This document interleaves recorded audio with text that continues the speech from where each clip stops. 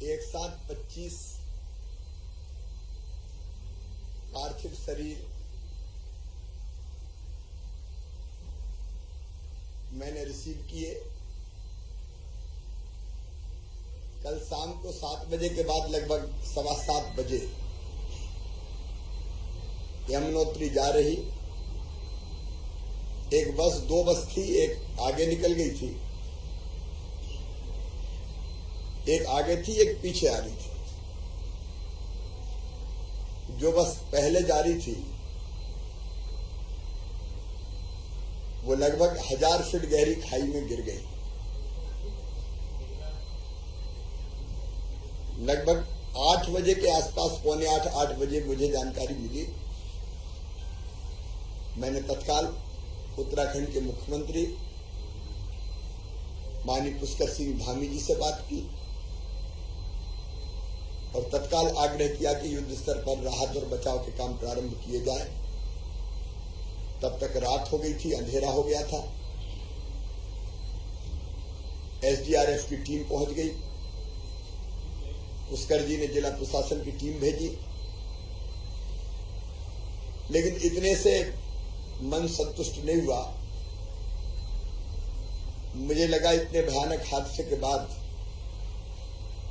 मुझे स्वयं भी जाना चाहिए और राहत और बचाव के काम तेजी से कर सके, इसलिए उच्च स्तरीय टीम भी ले जानी चाहिए। क्योंकि रेगुलर विमान मध्य प्रदेश सरकार का है नहीं, हमने आनंद फानन में विमान की व्यवस्था की। मैं स्वयं, हमारे डीजीपी, एसीएस होम, मेरे ओएसडी योगेश चौधरी सहित एक टीम यहां से रवाना हुई। एक हमने दिल्ली से रवाना की। दिल्ली में जो हमारे अधिकारी हैं, यहां से विवेक शर्मा भी हमारे साथ गए और दिल्ली से हमारा जो रेजिडेंट कमिश्नर के अंदर में टीम है, साई मनोहर सहित बाकी लोग वहां से रवाना हुए। लगातार मेरी बीच बीच में चर्चा और बातचीत हो रही थी। माननीय प्रधानमंत्री जी को भी हादसे की खबर मिली। उनने तत्काल राहत राशि की व्यवस्था की।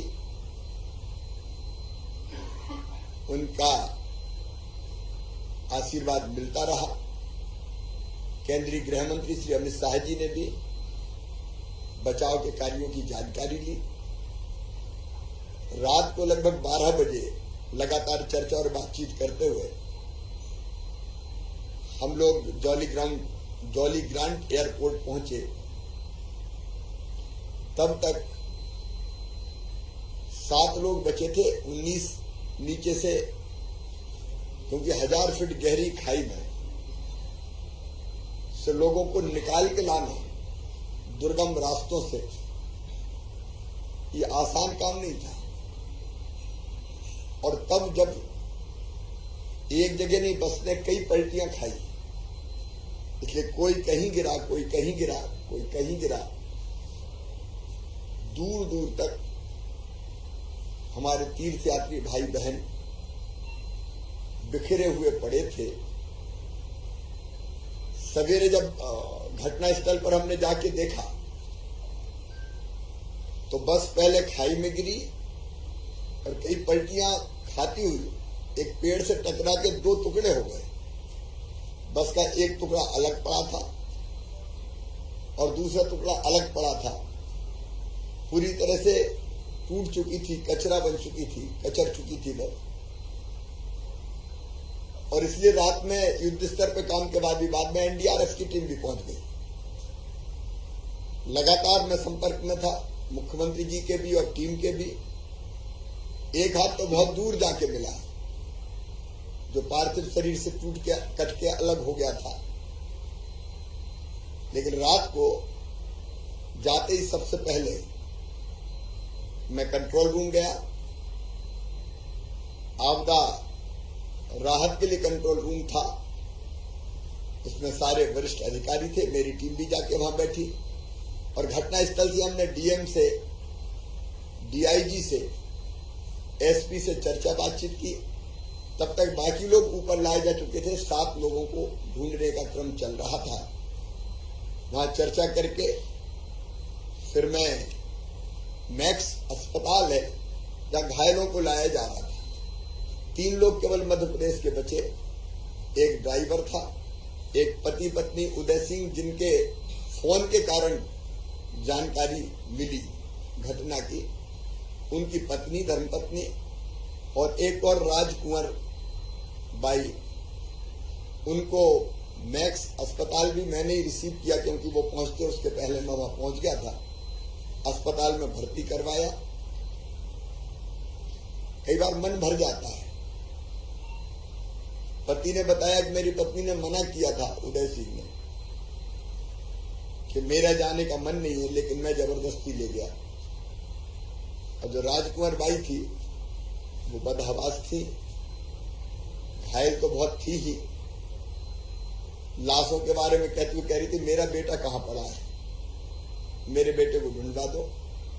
तब तक मुझे समाचार मिल चुका था कि बेटा अब इस दुनिया में नहीं है, लेकिन मैंने उनको दिलासा दिलाने के लिए झूठ बोला कि आप अपनी चिंता करो, वो ठीक है। बड़े पीड़ादायी क्षण जिंदगी के वो थे।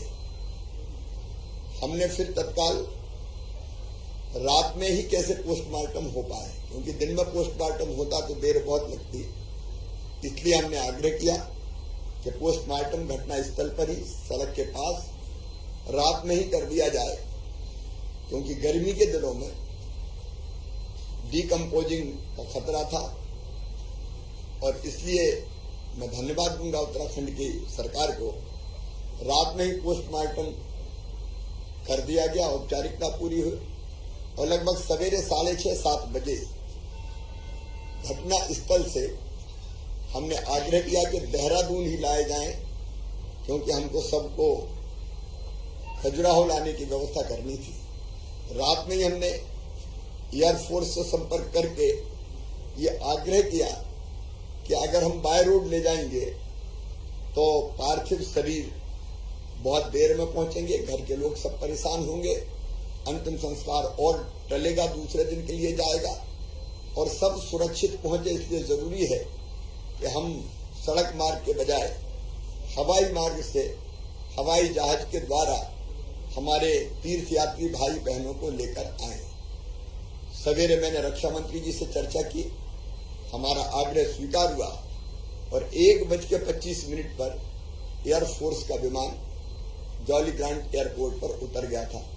सवेरे 8 बजे मुख्यमंत्री उत्तराखंड और मैं स्वयं, हम दोनों हेलीकॉप्टर से घटना स्थल पर गए और घटना स्थल पर पूरी परिस्थितियों की वहां जानकारियां ली, घटना स्थल देखा। और जो मैंने आपको बताया कि बस तो टुकड़े टुकड़े हो गई थी, जो दूसरे बस के यात्री थे वो हमें मिले, वो बस पीछे थी, आगे निकल गई। उन्हें उत्सुकता से देखा भी कोई बस गिर गई, लेकिन उनको पता नहीं था कि हमारे मध्य प्रदेश की बस है। जब वो आगे चले गए काफी, तो बीच में सोचा कि रास्ते में पूछा उनके ड्राइवर ने कि इस नंबर की बस आगे निकली है क्या। जब वो बस आगे नहीं निकली तो उनने फोन लगाना शुरू किए, फोन लगे नहीं, तब उनको शंका हुई कहीं वही बस तो नहीं गिरी। तब वो लोग लौट के वहां वापस आए। 15-20 दिन पहले ये निकले थे। काठमांडू सहित कई तीर्थ स्थलों की यात्रा इन्होंने की थी। वहां पूरे घटना स्थल पर सभी चीजों की जानकारी ली। मुख्यमंत्री उत्तराखंड ने मजिस्ट्रियल जांच के निर्देश दिए ताकि घटना के कारणों का पता लगाया जा सके। जितना ड्राइवर से पता चला, ड्राइवर ने कहा कि स्टीयरिंग फेल हो गया था। बाकी तथ्य सामने आएंगे, लेकिन बहुत दुखद और भयानक घटना थी ये। इसके बाद हम लौट के फिर वापस देहरादून आए। तब तक हमने जो पार्थिव शरीर थे वो अस्पताल में पहुंचने वाले थे। अस्पताल में पहुंचा और उन सब जितने भी पार्थिव शरीर थे 25 हमारे, उनको रिसीव किया और एक साथ एम्बार्मिंग हो सके उनकी, उसके इंतजाम का मैंने अनुरोध किया था कि अलग अलग अगर हुई तो कई घंटे लग जाएंगे, और इसलिए 25 की एक साथ एम्बार्मिंग में हुई। काम एम्बार्मिंग का लगभग पूरा हो चुका है। अब सब वहां से रवाना एयरपोर्ट के लिए होने वाले हैं। एयरफोर्स का विमान वहां खड़ा है। हमारे खजुराहो के सांसद और बीजेपी के अध्यक्ष वी.डी. शर्मा जी सवेरे वहां पहुंच गए और ब्रजेंद्र सिंह मंत्री के रूप में मैंने उनको वहां छोड़ा है। राजौरा ACS और बाकी साई मनोहर विवेक पूरी टीम वहां पे है। हमारी दिल्ली की टीम भी वहां है जो उनको रवाना वहां से करेगी। खजुराहो विमान से लाएंगे। खजुराहो में पूरी तैयारी है। वाहनों से सभी पार्थिव शरीर अपने अपने गांव ले जाए जाएंगे और हमारी कोशिश ये होगी कि आज ही अंतिम संस्कार हो सके। जो बेहतर से बेहतर इन परिस्थितियों में हो सकता था वो व्यवस्था करने की कोशिश की। अस्पताल में इलाज तो निःशुल्क हो ही रहा है, लेकिन हमने कल ही मैंने अनाउंस कर दिया था, प्रधानमंत्री जी ने कृपापूर्वक 2 लाख रुपया मृतकों के परिवारों को राहत राशि देने की घोषणा की। हमने भी 5 लाख रुपया मृतकों के परिवारों को, 50,000 रुपया घायलों के परिवारों को देने का फैसला किया था। लेकिन आस्था कितनी भारी है, मैं आश्चर्यचकित रह गया जब मैंने दूसरी बस जिसके लोग अभी बचे हुए हैं उनसे पूछा कि अब आगे आपको कहां भेजने का इंतजाम करूं, तो उनमें से कुछ लोग बोले अब यहां आ ही गए हैं तो जमुनोत्री जी के दर्शन करके और जल वापस लेके जल भर के वापस जाने की इच्छा है। ये आस्था है जो ऐसे भयानक हादसे के बाद भी दिखती नहीं है, टूटती नहीं है।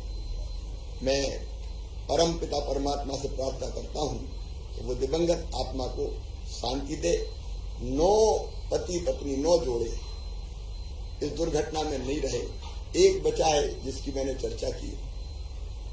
उनके परिवार की स्थिति हम समझ सकते हैं। उनके परिवार को ये गहन दुख सहन करने की क्षमता दे।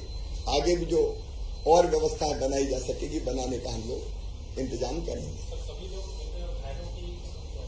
घायल ठीक है, अभी स्थिर हैं और मुझे उम्मीद है कि हम घायलों को बचा लेंगे। चोटें बहुत हैं, लेकिन एक को ऑक्सीजन लगी है, 2 को ऑक्सीजन नहीं लगी, तो मैं ये मानता हूँ ईश्वर की कृपा से डॉक्टरों के परिश्रम से वो बच जाएंगे।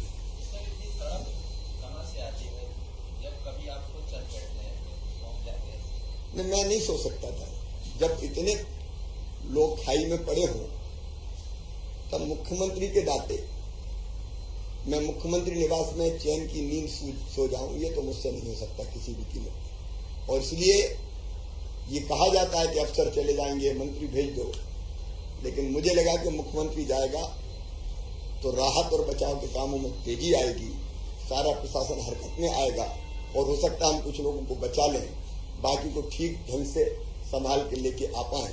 आखिर मध्य प्रदेश अपना परिवार है और अपने परिवार के लोग गहरी खाई में पड़े हों तो हम घर में कैसे सो सकते हैं। ये ड्राइवर कह रहे हैं। अब ये ड्राइवर ने कहा कि स्टीयरिंग फेल हो गया था, बाकी अगर और कोई तथ्य तो सामने ये उत्तराखंड की बसें थी। मैं किसी को दोष नहीं दे रहा, कई बार दुर्घटना होती है। मध्य प्रदेश की जो बस थी वो खड़ी करके, क्योंकि ऋषिकेश या जो भी डेस्टिनेशन देहरादून में खड़ी करके फिर लोकल बसें वहां जाती है, तो दुर्घटनाएं हो गई, बाकी तथ्य सामने आएंगे। धन्यवाद।